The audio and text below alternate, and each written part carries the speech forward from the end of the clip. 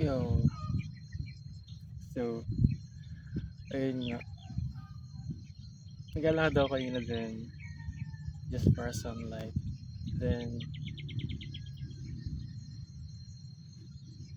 there was a inner voice talking to myself na,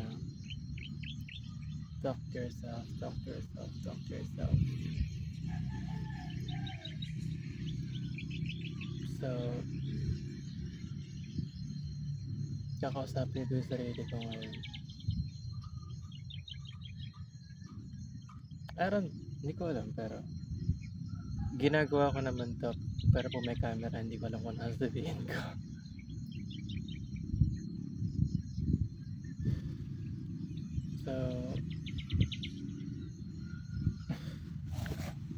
So, ako titingin.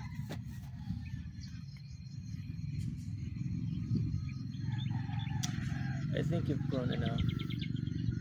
Not much, kasi may mga bagay na hindi ka pa alam pero may natutunan ka. And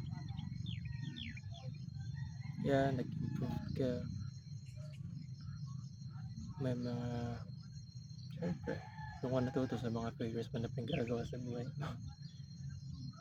Because before, I was like, tatatap, tatatap. Then late matulog. Especially during pandemic. Lagi na lang ako naka-ML and late matulog. Kasi kinagrind ko siya, lalo na sa computer shop. Grabe yung dedication ko din. Kumbaga dumadayo pa ako ng ibang computer shop before para lang mag-computer. So,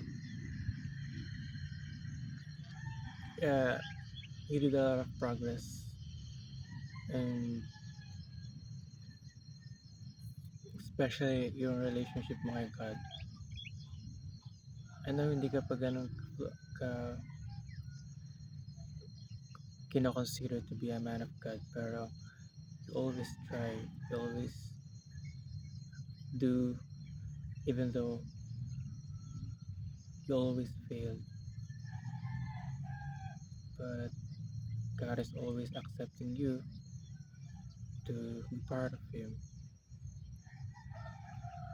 Siyempre, kung hindi ka nag-i-struggle, hindi ka matututo sa mga pinagkagawa mo. So, yeah, it's 7:10 and the sun is pretty warm.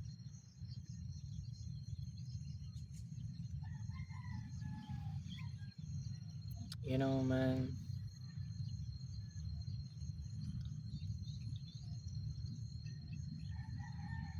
madami ka pang maharating. Madami ka pang ganap sa buhay. And I'm proud of you for being who you are now. For accepting yourself. For being there, for not stopping to improve yourself. Kasi pinursu mo na lahat ng yung self-improvement. Even though kahit minsan may mga taong may pigil sa'yo, ganun talaga yon. Pero yun nga, hawak mo ang buhay mo.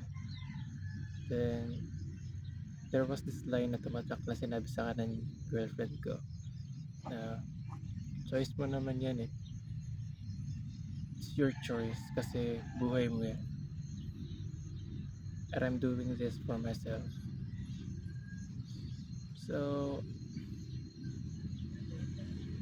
yeah, this is probably a nice conversation with you.